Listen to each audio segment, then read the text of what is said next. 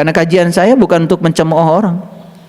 Sudah terlalu lama kita mencemooh orang lain, apalagi yang berbeda keyakinan dengan kita. Bahkan kita intoleransi pada mereka. Sudah saatnya kita belajar mentertawakan diri kita sendiri. Di sini saat ini sekarang, berhenti mencemooh orang lain. Selama ini kita merasa paling benar, selama ini kita merasa paling soleh, paling suci, lalu melupakan diri kita sendiri. Begitu dibongkar seperti ini baru sadar, oh ternyata hari orang teh jelema atau napi robot. Baru sadar orang teh hirup atau apa. Betul nggak? Lihat saya semuanya. Robot tadi hamil? Hamil. Nih saya tanya nih, siapa yang pernah hamil? Coba ada nggak yang jawabannya masuk akal? Kenapa kalian hamil? Kenapa? Hah? Karena tidur dengan suami. Itu leluconnya. Coba jawabannya yang serius.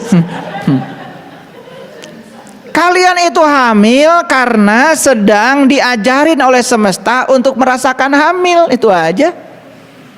Dan kenapa merasakan hamil? Supaya kalian merasakan seperti itu loh ibumu dulu ketika hamil kamu. Kenapa kalian melahirkan? Seperti itu loh ibumu dulu melahirkan kamu. Menumpahkan darah, sakit, jerit-jerit, sampai harus kehilangan nyawa. Supaya rasa hormatmu pada ibumu naik. Paham? Paham gak kenapa hamil? Ya gak semoga budak seberiji. Budak 11 ditanya kunaon hamil, can ngarti wae dasar robot nyeunan budak wae. Hamil itu Allah sedang ngajarin sama kita supaya kamu mengalami seperti itu loh jadi ibu.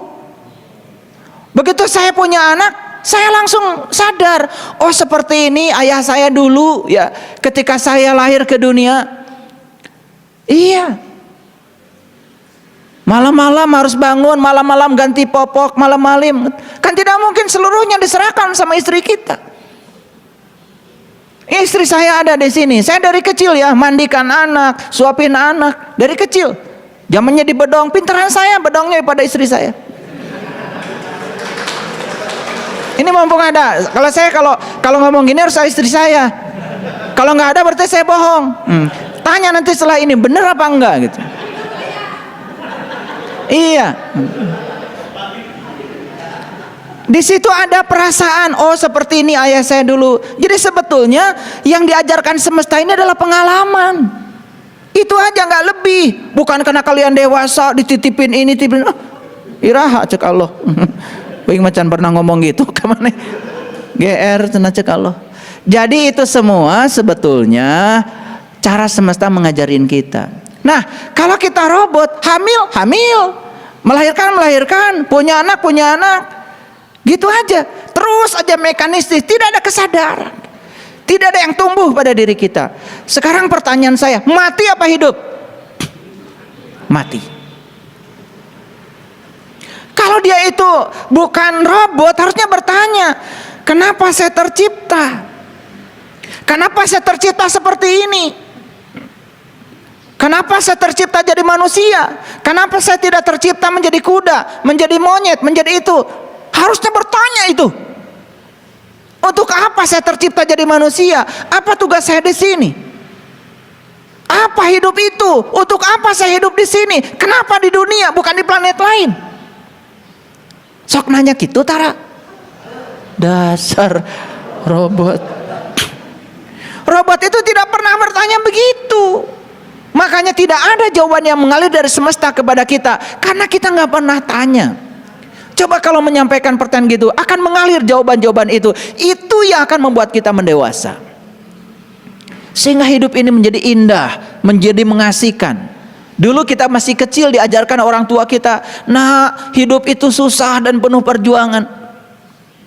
Dan kita dengar berulang-ulang kalimat itu, ya sudah setelah besar susah dan penuh perjuangan. Kalau dia bukan robot, rubah sudut pandang itu. Ah, saya nggak percaya begitu. Nggak percaya Allah yang maha cinta, Allah maha pengasih, Allah maha kaya. Bagi saya hidup itu adalah mudah dan menyenangkan. Begitu dirubah sudut pandangnya, hidup itu mudah dan menyenangkan. Betul-betul sekarang hidupnya menjadi mudah dan menyenangkan. Itu adalah salah settingnya. Karena yang namanya robot itu programnya itu diinstal. Betul? Dan tidak akan mungkin berubah kalau tidak dirubah setting programnya. Jangan-jangan kita tuh sudah setting program pada diri kita yang salah. Kalau kita mengatakan hidup itu susah dan penuh perjuangan, ya sudah, hidup kita susah dan penuh perjuangan. Saya rubah dari dulu hidup saya, hidup itu mudah dan menyenangkan. Ternyata mudah dan menyenangkan. Bahkan pada titik tertentu uang kita pun mungkin bukan lagi orientasi. Karena apa? Karena ternyata tidak usah selalu memiliki uang. Kalau kita silaturahimnya bagus, makan gratis bisa didapatkan di mana-mana. Bahkan rokok gratis pun begitu kan?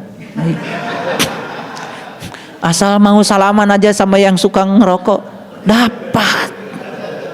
Atau basa-basi sedikit, dapat. Makanya jangan jauh-jauh dari ayah Dios. Pasti dapat deh, nggak mungkin beliau tuh ngerokok sendiri, karena ngerokok sendiri tuh sepi. Betul nggak? Ada peribahasa bagus, ya.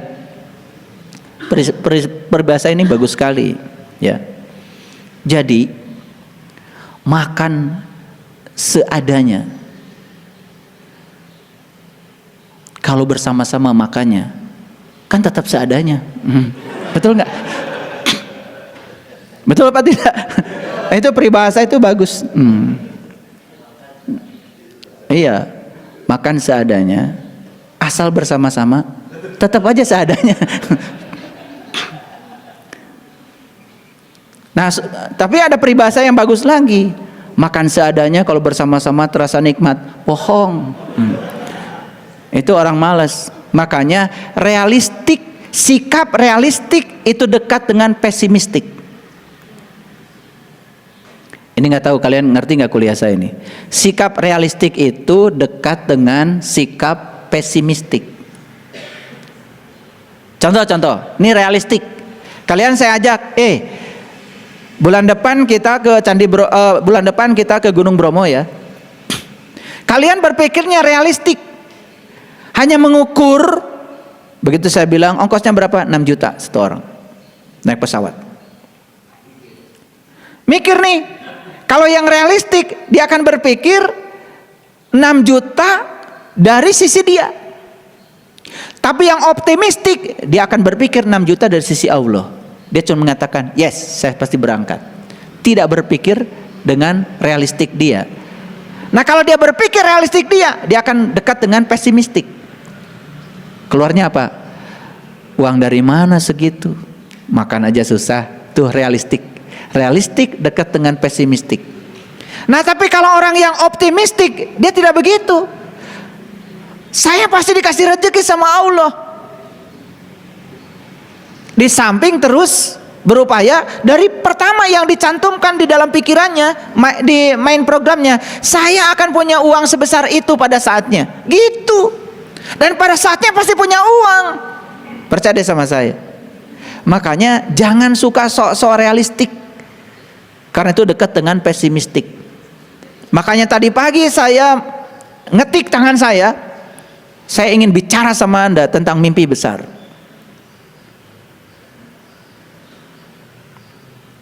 Silakan baca lagi artikel itu, selami kata per kata yang saya sampaikan. Karena semua memang harus dimulai dari mimpi. Tetapi kalau mimpi ingin jadi kenyataan, kudang.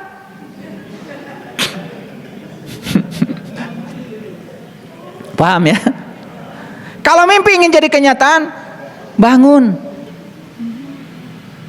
Jadi mentang-mentang, ayah guru juga boleh, ya, membolehkan mimpi besar. Karena semua berasal dari mimpi. Ari mimpi wae mah tuh berarti sare terus. Betul nggak? Kalau mimpi ingin jadi kenyataannya hudang sare. Paham? Nah, perhatikan saya. Jadi mujizatnya Rasul itu yang pertama adalah menghidupkan orang mati. Awas, bukan orang yang sudah mati dicabut nyawa kemudian dihidupkan, itu melanggar hukum alam, berarti melawan Tuhan. Sebetulnya tugas Rasul itu adalah kan menyempurnakan akhlak. Untuk menyempurnakan akhlak berarti membagikan kesadaran. Nih orang-orang yang tidak sadar sholatnya, tidak sadar nikahnya, tidak sadar hidupnya, tidak sadar makannya. Hudangkeun, bangkitkan kesadarannya supaya menuju akhlak yang paripurna. Ini saya mau tanya sama kalian, pinter apa tidak? Sarapan tadi pagi? Sarapan? Saya mau nanya, sadar apa enggak? Apa ini robot? Kenapa kalian sarapan? Energi, lapar, realistik tuh. Pesimistik biasanya. Coba perhatikan saya. Kenapa saya makan? Lihat saya semua. Kenapa saya makan? Apa yang dimasukkan ke dalam mulut saya? Makanan. Makanan itu materi. Jadi yang dimasukkan ke mulut saya itu adalah materi. Tahu, tempe, ikan, daging, toge, brokoli, wortel, dan lain. Itu semua materi. Kalau kalian punya kesadaran, harusnya bertanya, yang saya butuhkan apa sebetulnya, materi atau energi? Materi atau energi? Yang saya butuhkan energi. Kalau pinter nih, yang bukan robot, buat apa saya masukkan materi? Masukkan energi aja, karena yang saya butuhkan energi. Kan tadi saya tanya kenapa kalian makan, jawabannya keren tadi, juga energi. Sekarang saya tanya, atau lamun erek butuh energi matang diasupkan materi, masukkan saja energi, kan butuhnya energi. Masuk akal nggak omongan saya? Masuk akal? Udah bagus sih jawabannya, udah benar. Kenapa Anda makan? Karena saya butuh energi. Pertanyaan, yang Anda butuhkan energi, kenapa tidak makan energi?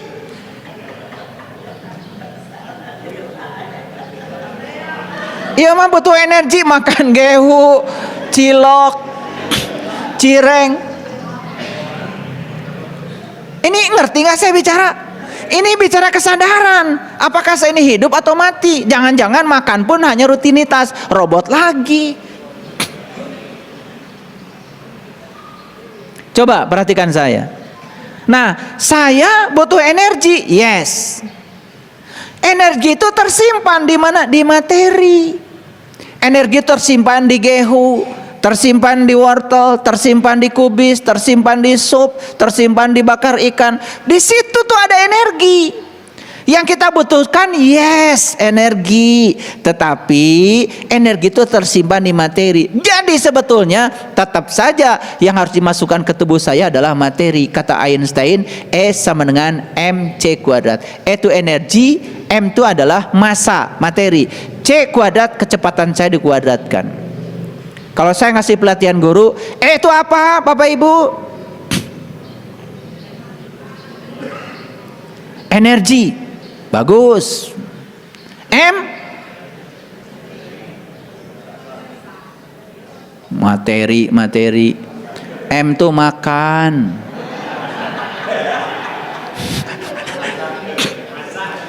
Serius kalian belajar fisika juga enggak? Saya enggak ngomong fisika, ini ngomong pakai bahasa sederhana. E apa? Energi. M apa? Makan. C ada 2, C kuadrat berarti C-nya 2 kali. Cemilan dan cemilan. Jadi energi itu adalah makan, cemilan, dan cemilan. Yang lucu, yang paling lucu di dunia ini adalah perempuan. Sukanya jalan-jalan, hobinya makan-makan, kebiasaannya cemilan, cita-citanya pengen langsing.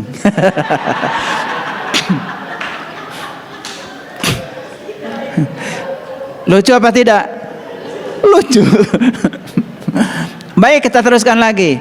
Nah, sampai sini ngerti ya? Jadi sekarang kita bisa ngukur nggak? Saya ini hidup apa mati? Hidup apa mati? Oh, ternyata banyak matinya. Berarti tugasnya Rasul menghidupkan kita pas nggak? Pas. Nah, kebanyakan yang lucu itu adalah banyak sekali orang-orang yang mengaku dirinya pewaris ilmunya Rasul, bukan membangkitkan orang mati, nambah mati orang yang sudah mati. Betul nggak? Coba, mohon maaf ya, baca ia sekian kali, baca ia sekian kali, baca ia itu bukan pelajaran kesadaran. Itu mematikan kita yang sudah mati. Datang tah ka manehna, Pak abdi teh sesah naon, dagang bangkrut, ngojek teu payu, rumah tangga amburadul. Baca surah anu ayat saanu 1100 kali. Sabaraha dinten? 700 poe. Coba disuruh membaca surah anu ayat sakanu 1100 kali selama 700 hari. Nama balangsak tapi nah narurut wae atuh.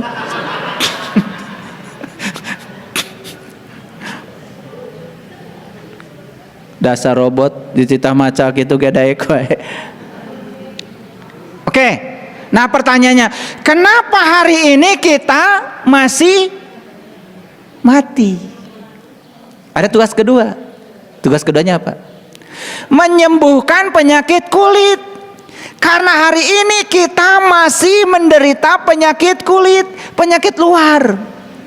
Ngerti kehidupan? Tidak. Ngerti kenapa hamil? Tidak. Ngerti kenapa nikah? Tidak.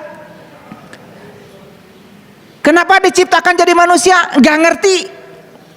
Kenapa diutus ke dunia? Gak ngerti. Kenapa sholat? Gak ngerti. Kenapa baca Quran? Gak ngerti. Semua yang dilakukan gak ngerti. Itu karena kita terjebak penyakit kulit. Datang Rasul mau menyembuhkan penyakit kulit. Jadi kalau ada orang mengaku pewaris ilmunya Rasul malah ngajarkan penyakit kulit, kan jadi kacau kehidupan ini. Nah, kenapa kita hari ini mengidap penyakit kulit?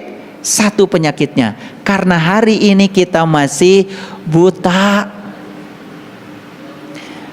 Nenyo tapi teningali, memandang tetapi tidak melihat. Lihat saya semuanya, memandang tapi tidak melihat. Ada orang ya buta seperti memandang, bolotot soca nama, tapi dia teninggal.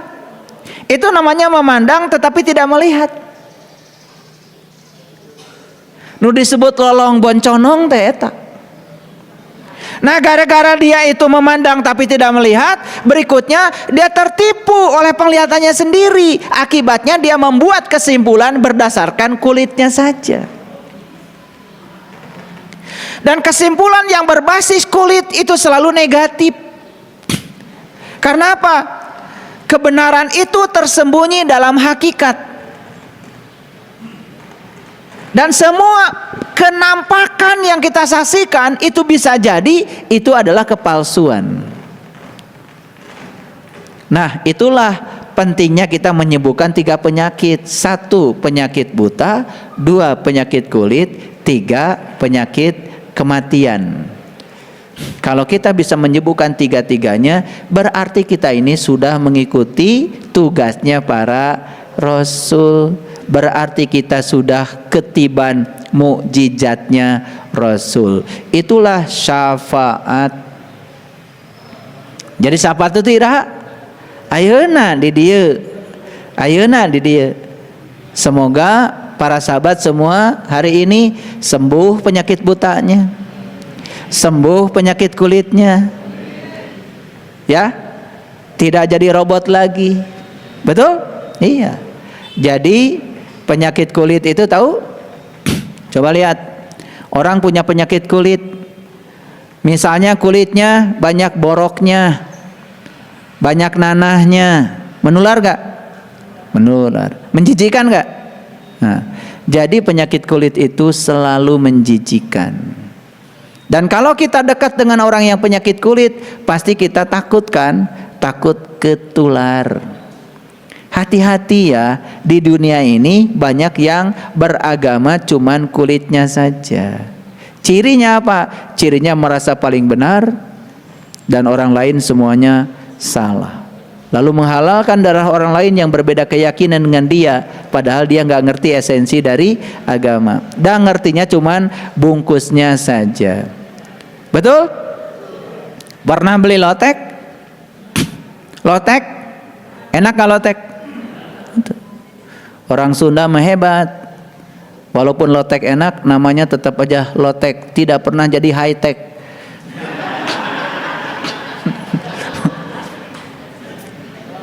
Itu adalah kerendahan hati orang Sunda.